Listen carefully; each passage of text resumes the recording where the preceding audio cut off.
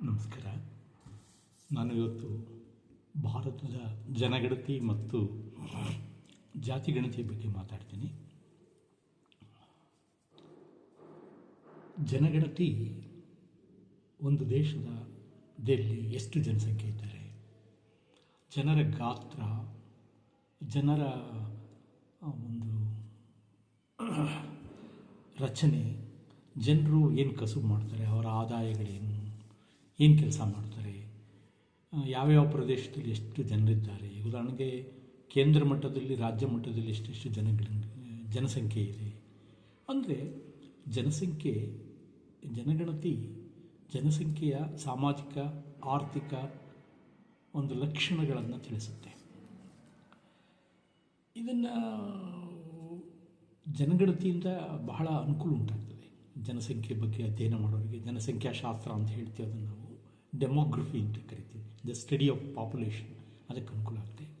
ದೇಶದಲ್ಲಿ ರಾಷ್ಟ್ರ ಮಟ್ಟದಲ್ಲಿ ಮತ್ತು ರಾಜ್ಯ ಮಟ್ಟಗಳಲ್ಲಿ ಯೋಜನೆಗಳನ್ನು ರೂಪಿಸೋದಕ್ಕೆ ಅಂಕಿಅಂಶಗಳನ್ನು, ದತ್ತಾಂಶಗಳನ್ನು ಈ ಜನಗಣತಿ ಕೊಡುತ್ತೆ. ಈ ಕಾರಣದಿಂದಲೇ ಈ ಒಂದು ಅಂಕಿಅಂಶಗಳು ಸಂಖ್ಯಾಶಾಸ್ತ್ರದ ಬೆನ್ನೆಲುಬು ಅಂತ ಕರೀತಾರೆ, the back bone of statistics ಅಂತ ಕರೀತಾರೆ. ಇದಲ್ಲದೆ ಈ ವಿಧಾನಸಭೆ, ಲೋಕಸಭೆಗಳ ಕ್ಷೇತ್ರಗಳ ಮರುವಿಂಗಡಣೆಯನ್ನು ಮಾಡುವಾಗ ಜನಗಣತಿ ಆಧಾರದ ಮೇಲೆ ಮಾಡಲಾಗುತ್ತದೆ. ಪ್ರತಿ 10 ವರ್ಷಕ್ಕೆ ಒಮ್ಮೆ ಸಂವಿಧಾನ ಹೇಳುತ್ತೆ, ಪ್ರತಿ ಇದು UN ಕೂಡ ಅದೇ ಹೇಳಿದೆ, ಪ್ರತಿ ರಾಷ್ಟ್ರಗಳು 10 ವರ್ಷಕ್ಕೊಮ್ಮೆ ಜನಗಣತಿಯನ್ನು ಮಾಡಬೇಕು. ಅದರ ಆಧಾರದ ಮೇಲೆ ಕ್ಷೇತ್ರ ವಿಂಗಡಣೆ ಕೂಡ ಮಾಡ್ತಾರೆ. ಇದಲ್ಲದೆ ಬಹಳ ಮುಖ್ಯವಾಗಿ ಸಂಯುಕ್ತ ಮಾದರಿ ಸರ್ಕಾರ ಪದ್ಧತಿಯಲ್ಲಿ, ನಮ್ಮಲ್ಲಿ ಸಂಯುಕ್ತ ಮಾದರಿ ಸರ್ಕಾರ ಪದ್ಧತಿ ಇದೆ. ಕೇಂದ್ರ ರಾಜ್ಯಗಳ ನಡುವೆ ಹಣಕಾಸಿನ ಸಂಪನ್ಮೂಲಗಳ ಹಂಚಿಕೆ ಮಾಡುತ್ತೆ. ಅದನ್ನು ಹಣಕಾಸು ಆಯೋಗ ಅಂತ ಕರಿತೀವಿ, ಫೈನಾನ್ಸ್ ಕಮಿಷನ್ಸ್. ಅದು ಮಾಡೋದನ್ನು ಜನಗಣತಿಯ ಆಧಾರದ ಮೇಲೆ ಹಣಕಾಸು ಆಯೋಗಗಳು ಮಾಡ್ತವೆ. ಇದು ಈ ಜನಗಣತಿ ಅಂದ್ರೇನು, ಜನಗಣತಿಯಿಂದ ಆಗುವ ಅನುಕೂಲಗಳು. ಆದರೆ ನಮ್ಮ ದೇಶದಲ್ಲಿ 1951ರಿಂದ 2011ರವರೆಗೆ ಮಾತ್ರ ಜನಗಣತಿ ಮಾಡಲಾಗಿದೆ. 11ರ ನಂತರ 21ರಲ್ಲಿ ಜನಗಣತಿ ಮಾಡಬೇಕಾಯಿತು, ಮಾಡಲಿಲ್ಲ. 19, 20, 21ರಲ್ಲಿ ಕೋವಿಡ್ ಮಹಾಮಾರಿ ಈ ಒಂದು ಜನಗಣತಿ ಮಾಡೋದಕ್ಕೆ ಅವಕಾಶ ಮಾಡಿಕೊಳ್ಳಿಲ್ಲ. ಈಗ ಮಾಡಬೇಕಾಗಿದೆ ಇದರಲ್ಲಿ, ಇದು ಒಂದು. ಆದರೆ ಈ ಜನಗಣತಿ, ಎಲ್ಲ ಜನಗಣತಿಯಲ್ಲಿ ಎಲ್ಲ ಜಾತಿಯ ಜನರ ಅವರ ಸಂಖ್ಯೆಗಳನ್ನು, ಅವರ ಗಾತ್ರಗಳನ್ನು ತೆಗೆದುಕೊಂಡು, ಅಂದರೆ SC STಗಳ ಜಾತಿಗಳನ್ನು ಒಳಗೊಂಡಂತೆ ಮಾಡಿದ್ದಾರೆ. ಆದರೆ ಈ ಜನಗಣತಿಗಳಲ್ಲಿ OBC ಅದರ್ ಬ್ಯಾಕ್ವರ್ಡ್ ಕ್ಲಾಸ್ ಅಥವಾ MBCS ಅಂತ ಮೋಸ್ಟ್ ಬ್ಯಾಕ್ವರ್ಡ್ ಕ್ಲಾಸನ್ನು ಅಂಕಿಅಂಶಗಳನ್ನು ಈ ಜನಗಣತಿ ಒಳಗೊಂಡಿಲ್ಲ. ಇದು ಈ ಭಾರತ ಜನಗಣತಿಯ ಅತಿ ಮುಖ್ಯ ದೋಷ ಅಥವಾ ಒಂದು ಸಮಸ್ಯೆ ಅಂತೇಳಿ ತಜ್ಞರು ಅಭಿಪ್ರಾಯಪಟ್ಟಿದ್ದಾರೆ. ಇನ್ನು ಜಾತಿಗಣತಿ ಅಂದರೆ ಒಂದು ದೇಶದಲ್ಲಿ ಯಾವ ಜಾತಿಯ ಜನ ಎಷ್ಟೆಷ್ಟಿದ್ದಾರೆ, ಅವರು ಏನೇನು ಕೆಲಸ ಮಾಡ್ತಾರೆ, ಅವರ ಸಾಮಾಜಿಕ ಪರಿಸ್ಥಿತಿ ಏನು, ಆರ್ಥಿಕ ಪರಿಸ್ಥಿತಿ ಏನು, ಯಾವ ಉದ್ಯೋಗದಲ್ಲಿದ್ದಾರೆ, ಇವೆಲ್ಲವನ್ನು ತಿಳಿಸುವುದು ಅಂತ ನಾವು ಜಾತಿಗಣತಿ ಅಂತ ಕರಿತೀವಿ. ಈ ಭಾರತದಲ್ಲಿ ಜಾತಿಗಣತಿಯನ್ನು ಪ್ರಾರಂಭಿಸಿದ ಕೊಡುಗೆ ಬ್ರಿಟಿಷರಿಗೆ ಸೇರುತ್ತೆ. 1931ರಲ್ಲಿ ಬ್ರಿಟಿಷರು ಭಾರತದ ಸಮಾಜದ ಸಂಕೀರ್ಣತೆಯನ್ನು, ಕಾಂಪ್ಲೆಕ್ಸಿಟಿ ಆಫ್ ಇಂಡಿಯನ್ ಸೊಸೈಟಿ ಅಧ್ಯಯನ ಮಾಡೋದಕ್ಕೋಸ್ಕರ ಈ ಒಂದು ಜಾತಿಗಣತಿಯನ್ನು ಪ್ರಾರಂಭಿಸಿದರು. ಆಗ ಭಾರತದಲ್ಲಿ ಸುಮಾರು 4147 ಜಾತಿಗಳಿದ್ವು ಅಂತ ಅಭಿಪ್ರಾಯಪಟ್ಟಿದ್ರು, ಅಂದರೆ ಇದೇವೆ ಅಂತ ಹೇಳಿದರು. ಆದರೆ ಇದೇ ಆಧಾರದ ಮೇಲೆ 1980ರಲ್ಲಿ ಮಂಡಲ್ ವರದಿಯನ್ನು ಕೇಂದ್ರ ಸರ್ಕಾರ ವರದಿಯನ್ನು ಮಂಡಲ್ ಕಮಿಷನ್ ನೇಮಕ ಮಾಡಿತು. ಅಂದರೆ OBCಗಳಿಗೆ ಅವರ ಸಂಖ್ಯೆ ಹೆಚ್ಚಾಗಿದೆ, ಅವರಿಗೆ ಸಂಖ್ಯೆಗೆ ಅನುಗುಣವಾಗಿ ಸಾಮಾಜಿಕ ಆರ್ಥಿಕ ಪರಿಸ್ಥಿತಿ, ಸಾಮಾಜಿಕ ನ್ಯಾಯವನ್ನು ಒದಗಿಸಲು ಅದು ಒಂದು ಮಂಡಲ ಆಯೋಗ ರಚನೆ ಮಾಡಿತ್ತು. ಅದು ಸಮಿತಿ ಅದು ವರದಿಯನ್ನು ಸಲ್ಲಿಸಿ OBCಗೆ 27% ಒಂದು ಮೀಸಲನ್ನು ಉದ್ಯೋಗ ಮತ್ತು ಶಿಕ್ಷಣದಲ್ಲಿ ನೀಡಬೇಕು ಅಂತ ಹೇಳಿತು. ನಂತರ UPA ಸರ್ಕಾರ 1, UPA ಸರ್ಕಾರ 2 ಬಂದು ಈ OBC ಜಾತಿಗಣತಿಯನ್ನು ಮಾಡಿದ್ರು. ಆದರೆ ಆ ಅಂಕಿಅಂಶಗಳು ಹೊರಗಡೆ ಬರಲಿಲ್ಲ. ಆದರೆ ಕೆಲವು ರಾಜ್ಯಗಳು, ಉತ್ತರ ಪ್ರದೇಶ, ಮಧ್ಯಪ್ರದೇಶ, ಜಾರ್ಖಂಡ್, ಕರ್ನಾಟಕ, ಇನ್ನು ಮುಂತಾದ ರಾಜ್ಯಗಳು ಈ ಸ್ಥಳೀಯ ಸಮಸ್ಯೆಗಳಿಗೆ OBC ಮೀಸಲಾತಿಯನ್ನು ನಿಗದಿ ಮಾಡಿ ಚುನಾವಣೆ ಮಾಡಬೇಕು ಅಂತ ಹೋದು. ಆಗ ಹೈಕೋರ್ಟ್ಗಳಿಗೆ ಹೋದರು, ಕೆಲವರು ಸುಪ್ರೀಂ ಕೋರ್ಟ್ಗೆ ಹೋದರು. ಆಗ ಸುಪ್ರೀಂ ಕೋರ್ಟು ಆರ್ಟಿಕಲ್ 73, 74 ತಿದ್ದುಪಡಿ ಮಾಡಿ 243D6, 243T6 ವಿಧಿಯ ಅನುಗುಣ ದತ್ತಾಂಶಗಳನ್ನು OBC ಸಂಬಂಧಪಟ್ಟಂಗೆ ದತ್ತಾಂಶಗಳನ್ನು ಸಂಗ್ರಹಿಸಿ ಅಂತ ಹೇಳಿ ಆ ಸ್ಟೇ ಕೊಟ್ಬಿಡ್ತು ಅದಕ್ಕೆ, ಎಂದರೆ ಮೀಸಲಾತಿಗೆ. ನಂತರ ಅಲ್ಲಿಂದ ಈಚೆಗೆ ಈಗ ಹೊಸದಾಗಿ ಎಲ್ಲ ಮಾಡಬೇಕಾಗಿದೆ 25ರಲ್ಲಿ. ಆದ್ದರಿಂದ ಮತ್ತಿದಲ್ಲದೆ ರಾಜ್ಯ ಸರ್ಕಾರಗಳು ತಮ್ಮ ರಾಜ್ಯಗಳನ್ನ ಸಾಮಾಜಿಕ, ಆರ್ಥಿಕ, ಶೈಕ್ಷಣಿಕ ಮತ್ತು ಜಾತಿಯ ಲೆಕ್ಕಾಚಾರ ಸಮೀಕ್ಷೆಗಳು ಮಾಡಿ ಯೋಜನೆಗಳನ್ನು, ಅಂದರೆ ನೀತಿಗಳನ್ನು ರೂಪಿಸೋದಕ್ಕೆ ಅವಕಾಶ ಮಾಡಿಕೊಟ್ಟಿದೆ. ಅವುಗಳು ಈ ಸಮೀಕ್ಷೆಗಳು ಓಪನ್ ಆಗಿರ್ತವೆ, ಈ ಸಮೀಕ್ಷೆಗಳು ರಾಜ್ಯ ಸರ್ಕಾರನು. ಆದರೆ ಕೇಂದ್ರ ಸರ್ಕಾರನೂ ಕೂಡ, ಈಗಿರುವ ಕೇಂದ್ರ ಸರ್ಕಾರನೂ ಕೂಡ 25ರಲ್ಲಿ ಈ ಹೊಸ ಜನಗಣತಿ, ಜಾತಿಗಣತಿ, ಜನಗಣತಿ ಜಾತಿಗಳನ್ನು ನಾವು ಒಟ್ಟಿಗೆ ಮಾಡ್ತೀವಿ ಅಂತ ಹೇಳಿ ಪ್ರಕಟಿಸಿದೆ. ಇದು ಸ್ವಾಗತಾರ್ಹ ವಿಚಾರ ಅಂತೇಳಿ. ಹಾಗಾದರೆ ಜಾತಿ ಒಂದು ಗಣತಿಯನ್ನು ಮಾಡೋದರಿಂದ ಏನು ಅನುಕೂಲ ಉಂಟಾಗ್ತದೆ? ಜಾತಿ ಗಣತಿಯನ್ನು ಮಾಡೋದರಿಂದ ನಾವು ಭಾರತದ ಸಮಾಜದಲ್ಲಿ ಜಾತೀಯತೆ ಒಂದು ಅತಿ ಮುಖ್ಯವಾದಂಥ ಅಡಿಪಾಯ, ಸಮಾಜದ ಮುಖ್ಯವಾದ ಅಡಿಪಾಯ ಅದು ಜಾತೀಯತೆ. ಅಂದರೆ ಈಗ ಇಡೀ ವಿಶ್ವದಲ್ಲಿಯೇ ತಲ್ಲಣವನ್ನುಂಟು ಮಾಡತಕ್ಕಂಥ ಸಂಗತಿಗಳು ಜಾತಿ, ಧರ್ಮ, ರಾಜಕೀಯ, ಇವು ಮೂರುಗಳು ಬಹಳ ಗಹನವಾದ ಮತ್ತು ಬಿಸಿ ಬಿಸಿಯಾದಂತಹ ಚರ್ಚೆಗೊಳಗಾದಂತಹ ಅಂಶಗಳು ಅಂತ ನಾವು ಹೇಳ್ತೀವಿ.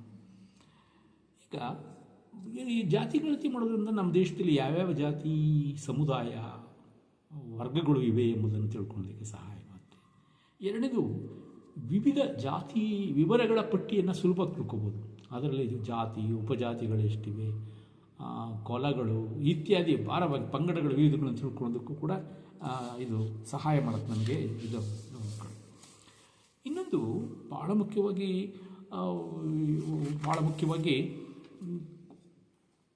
ಈ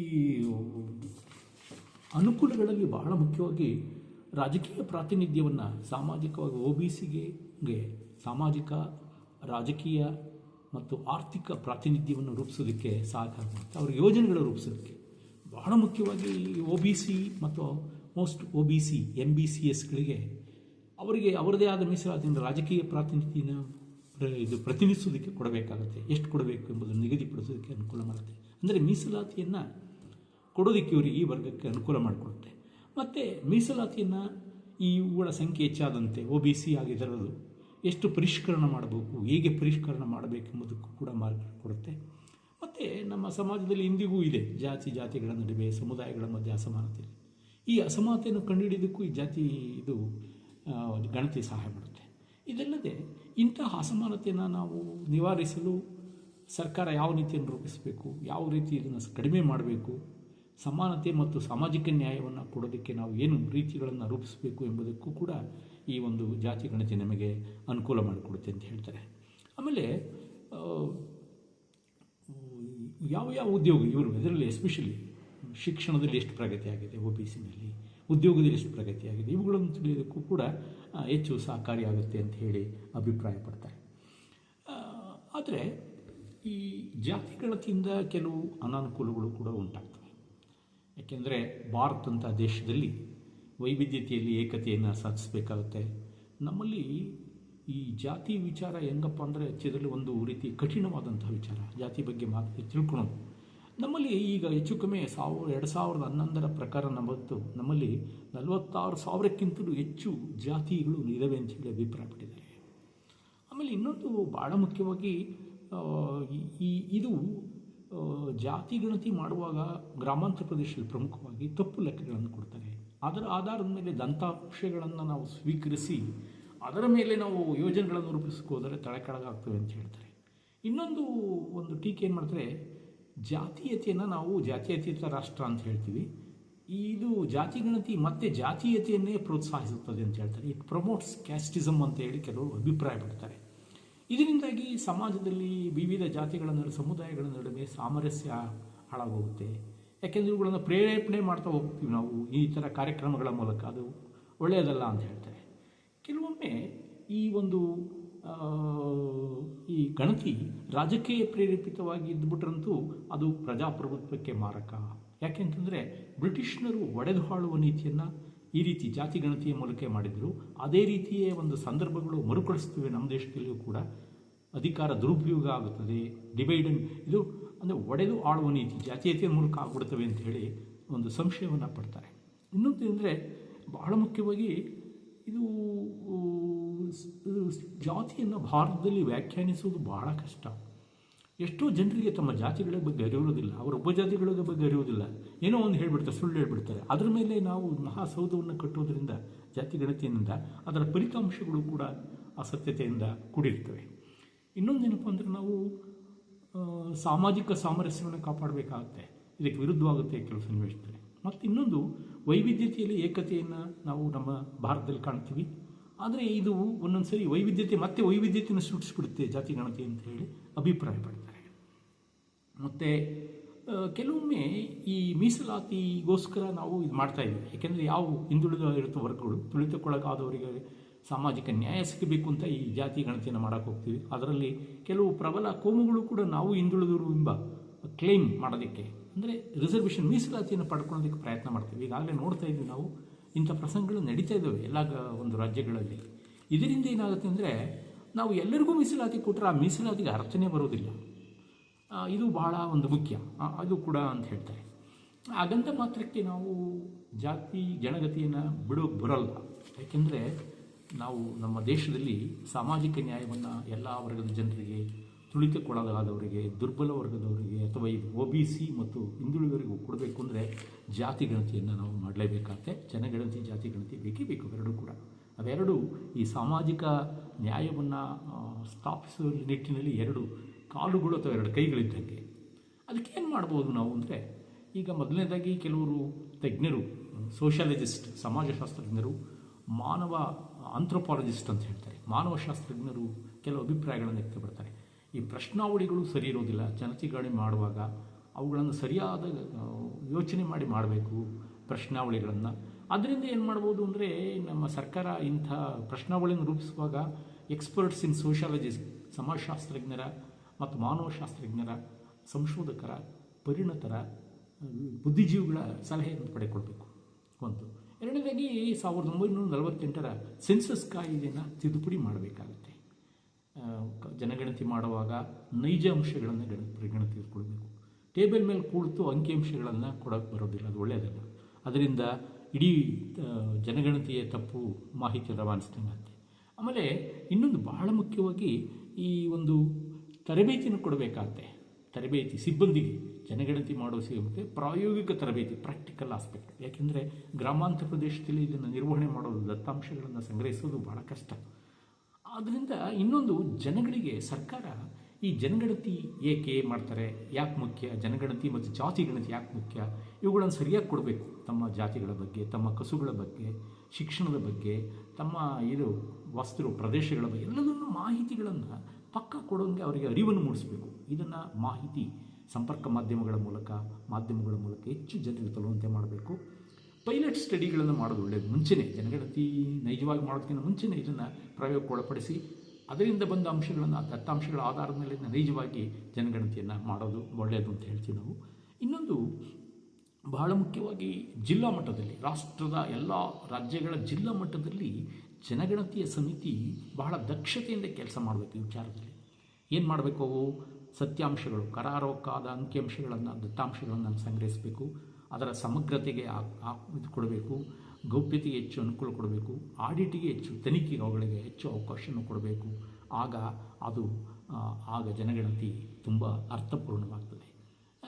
ಅದರಿಂದ ಇನ್ನೊಂದೇನಪ್ಪ ಅಂದರೆ, ಅಂಕಿಅಂಶಗಳು ಸುಳ್ಳಾದರೂ ತಪ್ಪು. ಅದಕ್ಕೆ ಕೆಲವರು ಒಂದು ಪ್ರಾವರ್ಬ್ ಇದೆ, ಎ ಲೈ ಈಸ್ ನಾಟ್ ಎ ಲೈ but saying statistic is A great ಲೈ ಅಂತ.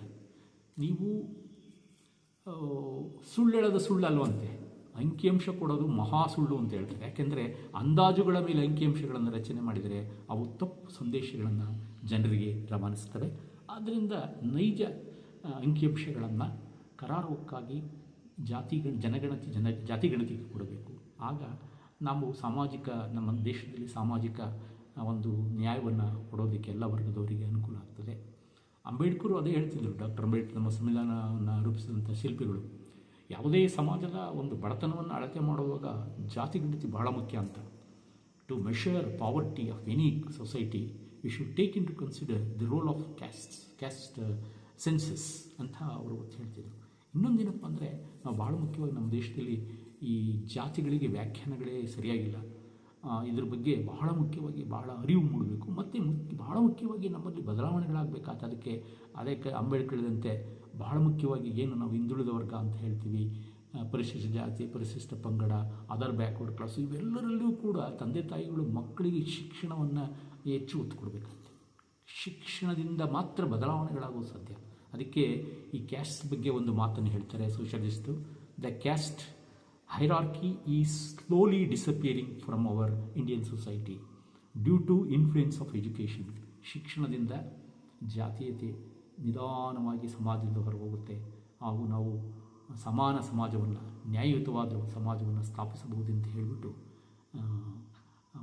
ಸಮಾಜಶಾಸ್ತ್ರಜ್ಞರು ಅಭಿಪ್ರಾಯಪಡ್ತಾರೆ.